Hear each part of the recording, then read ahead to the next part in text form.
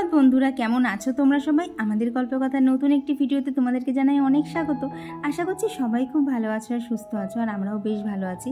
আর আজকের বারটা হচ্ছে রবিবার, আর এখন বাজে মোটামুটি সকাল 8টা মতো। তবে চলো তোমাদেরকে সাথে নিয়ে আজকের একটা নতুন ভিডিও এখান থেকেই শুরু করে দিলাম। আশা করছি আজকের ভিডিওটাও তোমাদের ভীষণ ভালো লাগবে। আর আজকে একটুখানি বলতে পারো সব কাজই একটুখানি ঢিলে দিয়েই করছি। কি বলো তো, রোজকার নয় একঘেয়ে টাইমের মধ্যে বাঁধা ধরা কাজ, এটা করতে হবে ওটা করতে হবে, এইসব মাথার মধ্যে না আজকের হেডেকটা নিতে একদমই ইচ্ছা করছে না। তো সেই জন্যই না আজকে ভেবেছি একটুখানি দেরি হলে হোক না, আজকের দিনটা পুরো নিজের মতো করেই কাটাবো। নিজের যে যে কাজগুলো করতে ভালো লাগে সেই সব কাজগুলোই করব। তো সেই জন্য না বাসি কাজ তো অনেকক্ষণ আগেই হয়ে গেছে, বাট এই ঘরের কাজগুলো শুরু করেছি অনেকটাই দেরি করে। ওই যে এক একটা দিন কিন্তু ইচ্ছা করে নিজের মতো করে কাটাতে। আর আজকে দেখতেও পাচ্ছ কাজের প্যাটার্নগুলোও সব অন্যরকম, একটুখানি ধীরে সুস্থেই করছি। আর কি ভালো লাগলো না গো, গরমের মধ্যে একেই তো এইরকম, তারপর আবার রোজকার এই একঘেয়ে কাজ, এর মধ্যে তো কোনো নতুনত্ব আনা যাবে না। এইসব কাজ কিন্তু প্রত্যেক দিন চোখ খুলে ওঠার থেকে করতেই হবে। তাই ভেবেছি আজকে একটুখানি ধীরে ধীরেই কাজগুলো করব, তাতে একটুখানি না শরীরে প্রেশারটাও কিন্তু কম পড়বে।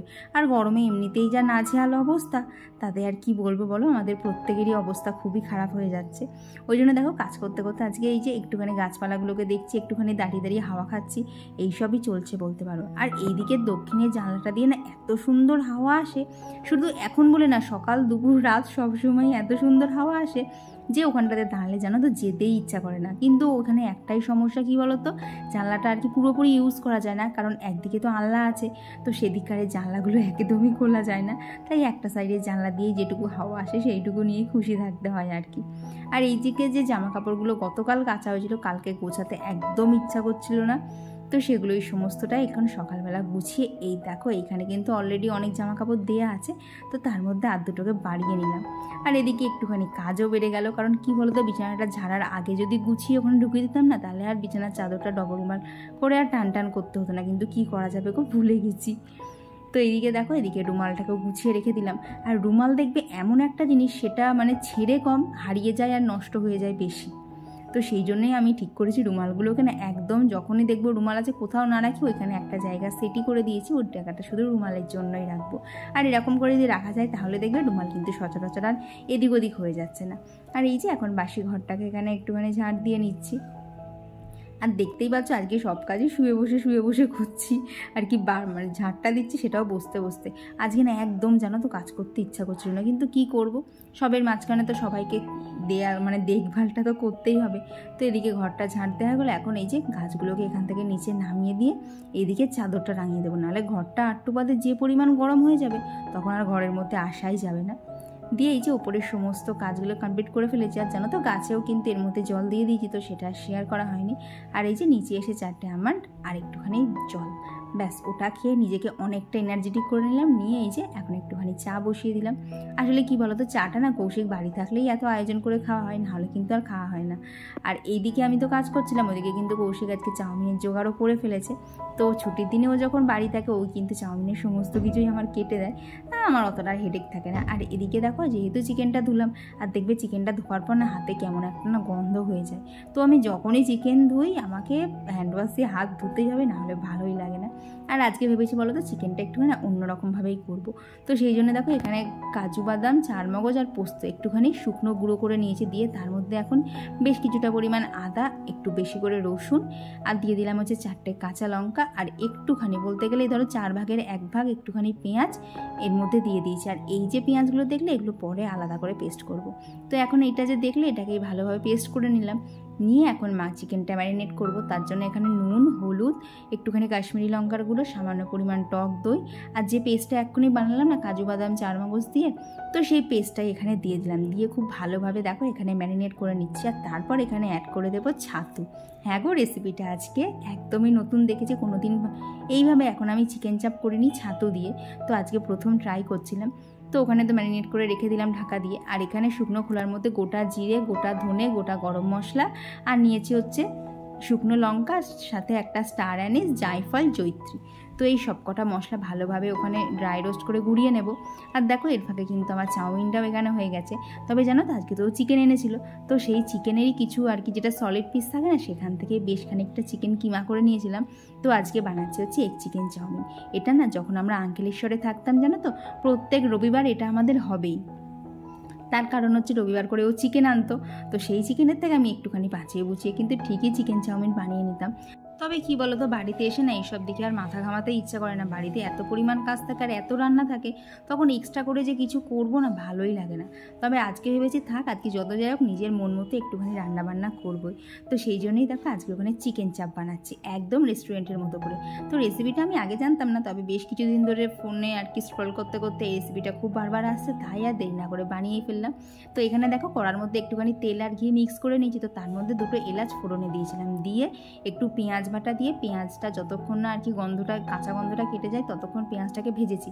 ভেজে যে ম্যারিনেট করা চিকেনটা ছিল সেই চিকেনটা দিয়ে দিলাম, দিয়ে যে ভাজা মশলাটা করেছিলাম সেই ভাজা মশলাটা দিয়ে এখন খুব ভালোভাবে এখানে কষিয়ে নিতে হবে। আর এখন মোটামুটি 2 মিনিট ধরে হাই ফ্লেমে কষিয়ে নেওয়ার পর দমটা একদম লোতে করে দিয়ে ওখানে ঢাকা দিয়ে চলে এসেছি। ব্যাস, চিকেন চাপ করতে বলতে পারো এইটাই আর ঝামেলা নেই যে দাঁড়িয়ে থেকে থেকে একটার পর একটা মশলা দিয়ে শুধু ওটাকে কষিয়ে যেতে হবে। তো এই যে ওদিকে চিকেনটা বসিয়ে দিয়ে কিন্তু এখন আমি আমার এক্সট্রা আর যা কাজ আছে সেগুলোই করে নেবো। আর এই যে একটুখানি টাইম বার করে শাকটাকেও কেটে নিলাম। আর শাকটা কাটা থাকলে কিন্তু পরে অনেকটা সুবিধা হবে, প্রত্যেক দিন শাক কাটতে ভালোও লাগে না। আর এদিকে দেখো একটুখানি গরম দুধ নিয়েছি আর কি, উষ্ণ গরম, তার মধ্যে 1 চামচ মতো কেওড়া জল, 1 চামচ গোলাপ জল, আর এই এই যে কেশরটা দেখছি এটা সেই কাশ্মীর থেকে আনা ছিল, ইউজই তো করা হয় না, তো আজকে অনেক দিন বাদে ইউজ করলাম। তো এই যে কেশরটা ওখানে দুধের মধ্যে ভিজিয়ে দিয়েছি, দিয়ে এখন দেখো যেই না ঢাকনাটা খুলেছি কি সুন্দর একটা কালার চলে এসেছে না। দেখো কোনো কিন্তু বেশি করে কষাতেও হয়নি, কিছুই না। তারপর এখন ওপর থেকে একটুখানি গোলমরিচের গুঁড়ো আর যে ভাজা মশলাটা ছিল সেই ভাজা মশলা বেশ খানিকটা ছিল, তো সেইটা দিয়ে দিলাম। তারপরেও যেন বেশ খানিকটা ছিল, সেটা রেখে দিয়েছি, পরবর্তীকালে অন্য কোনো রান্নায় নিশ্চয়ই ব্যবহার করা যাবে। আর তারপর ওভেন থেকে এখন এই যে ওই যে দুধটা বানিয়েছিলাম না আর কি কেশর গোলাপ জল দিয়ে, তো সেই দুধটা দিয়ে একটু ভালোভাবে নাড়াচাড়া করে আবার ওটাকে ঢাকা দিয়ে দিয়েছি। ব্যাস বলতে পারো এইবারের বার যখন আর কি লিডটা ওপেন করবো তখন কিন্তু আমার চিকেন চাপ একদম রেডি হয়ে যাবে। তো এদিকে দেখো ভাতটাও হয়ে গেছে আর সেই ফাঁকে আমার চিকেন চাপ হয়ে গেছে একদম রেডি। এবার বলো তো রবিবারে যদি এরকম একটুখানি জমিয়ে না খাওয়া হয় তাহলে কি আর ভালো লাগে? দেখো কি সুন্দর, একদম না মোটা না পাতলা, একদম গ্রেভি গ্রেভি টাইপসের, একদম খুব ভালোভাবে হয়ে গেছে। আর সবাই কিন্তু পছন্দও করেছে। তবে কৌশিক খেতে বসে বলেছিল ঝালটা একটুখানি বেশি হতো, তবে কি বলো তো ঝালটা আজকে আমি দেইনি, এত গরমের মধ্যে অতিরিক্ত ঝাল খাওয়া তো ভালো না, তাই যেটুকু না দিলে নয় সেইটুকুই দেওয়া ছিল। তো ও শুধু একটা কথাই বললো আর একটুখানি পরের দিন করলে ঝাল দিও, তবে খেতে খুব ভালো হয়েছে। তো সেই জন্যই তোমাদেরকে রিকোয়েস্ট করবো তোমরাও কিন্তু এইভাবে একবার ট্রাই করে দেখো, আশা করছি তোমাদেরও ভীষণ ভালো লাগবে। তো রান্না বান্নাতে আজকের মতো সমস্ত কিছু কমপ্লিট করে নিয়েছি, চলো তাহলে এবার বাকি কাজগুলোও টুকটুক করে কমপ্লিট করে নেওয়া যাক। আর সেই সঙ্গে তোমাদের সাথে বেশ কিছু কমেন্টও শেয়ার করে নিই। আমার আগের দিনের ভিডিওতে সারপ্রাইজ বিচ চেয়ার্স থেকে বোন কমেন্ট করে জানিয়েছে যে আমি এত সুন্দর পার্ট বাই পার্ট কাজ করি, বোনের খুব ভালো লাগে, থ্যাংক ইউ। আর কমেন্ট করেছিল যে Jaya housewife, Amrita blogger how Aparna, simple lifestyle with Monir, Pushpa Jayeshwari blog, Nabajit Roy, Assam থেকে Anita, Srabani Banerjee, sweet dreams, Rakesh Dutta, Ishita Debnath, Mou's lifestyle, Jayashree Biswas, Falguni সরকার দিদিভাই, আজমিরা বেগম, পু নন্দী, তানিয়া খান, সুমি অধিকারী, আবৃত্তি কেন্দ্র, শ্বেতা চক্রবর্তী। আর অল ইজ ওয়েল থেকে দিদিভাই কমেন্ট করে জানিয়েছে যে ঈদ বলে দিদিভাইও ঘরটা খুব ভালোভাবে পরিষ্কার করেছে। হ্যাঁ গো দিদিভাই, বাড়িতে জানো তো কোনো যদি উৎসবের আমেজ থাকে তাহলে কিন্তু ঘর বাড়ি বেশ পরিষ্কার করার জন্য না একটা ভেতর থেকেই অন্যরকম পাওয়ার চলে আসে। আর এদিকে আজকে কৌশিক যেহেতু বাড়ি ছিল বলে দাও ফ্যানগুলো আমি পরিষ্কার করে দিই, তো এখানেও ফ্যানগুলোই পরিষ্কার করছে, ঘরের দুটো তো হয়েই গেছে, এখনও বাইরেরটা করছে। এই দেখো কি সুন্দর একদম পরিষ্কার ঝকঝকে করে দিয়েছে। তো পরিষ্কার করে দেওয়ার পর এখন আমি মেঝেটা মুছে নিচ্ছি, কারণ এতক্ষণ মুছিনি, শুধুমাত্র ফ্যান কটা পরিষ্কার করবে, ওই নাহলে ওই কালো কালো জলগুলো নিচের মধ্যে পড়বে। আর কী বলো তো সেরকম কিছু না, ওই সার্ফগুলা জলেই পরিষ্কার করে নিয়েছে, আর তাতে কিন্তু খুব বেশ ভালো পরিষ্কারও হয়ে গেছে। তো এরপর স্নান টান করে আমি তো চলে গেছিলাম নিচে, আর ওদিকে কৌশিকের পুজো দেওয়া কমপ্লিট। আর এই হচ্ছে আজকের আমাদের সানডে স্পেশাল মেনু। চিকেন চাপটা কেমন হয়েছে অবশ্যই কিন্তু তোমরা জানিও। আর আজকে ও যেহেতু বাড়ি আছে তাই একটু চাটনি না করে দিলে হয়। তো গুড ইভিনিং বন্ধুরা, এখন বাজে হচ্ছে সন্ধ্যে 7:20। তো এখন এই যে দেখতেই পাচ্ছ রেডি হয়েছি, কৌশিক অলরেডি রেডি হয়ে নিচে চলে গেছে, আমি এখনও যাইনি, আমি যাবো। তো এখন বেরোবো। আর কার কি রবিবারে না বেরোলে না একটুখানি ঠিক ভালো লাগে না, কেমন যেন রবিবার ফিলিংসই আসে না। তো সেই জন্য এখন বেরোবো, বাজারে বেশ কিছু টুকটাকি কাজ আছে সেগুলোও কমপ্লিট করবো, আর কিছু স্কিন কেয়ার প্রোডাক্টও কেনার আছে তো সেগুলোও কিনবো। আর যদি সম্ভব হয় তাহলে শেষ মুহূর্তে এক চক্কর মেলায় ঘুরে আসবে, এখানে মেলা হচ্ছে। তো কিসের মেলা চলো ওখানে গিয়েই তোমাদেরকে দেখাবো। তবে 99% যাবো, এখন জানি না বাজারে গিয়ে কোথায় কী কাজে ফেসে যাব। তো চলো এখন বেরোনো যাক। আর এই যে ঘাটের অবস্থা এরকম হয়ে রয়েছে, মানে আমরা মেয়েরা কোথাও যদি একটুখানি কিছুক্ষণের জন্য বেরো তাহলে বলো ঘাট বিছানা সব উল্লাল হয়ে যায়। তো চলো এখন বেশি কথা বলবো না, এখন বেরোনো যাক। জানো তো আজকে বাজারে এসে প্রথমেই মেন কাজ ছিল কৌশিকের ঘড়ির ব্যাটারিটা চেঞ্জ করা। অনেক দিন ধরেই ঘড়িটা ওর বন্ধ হয়ে পড়ে রয়েছে। তারপর আমার কিছু কসমেটিক্স আর কিছু গ্রসারি আইটেমস ছিল, সেগুলো নিয়ে চলে গেছিলাম হচ্ছে একটুখানি ফ্রিজ দেখার জন্য। তবে কবে কি মানে কিনবো সেটা এখনও ঠিক হয়নি, তবে একটা কি বলতো একটা এস্টিমেট তো করে রাখতে হয়, তো সেই জন্যই দেখতে গেছিলাম। তারপর সোজা চলে গেছিলাম হচ্ছে মেলায়।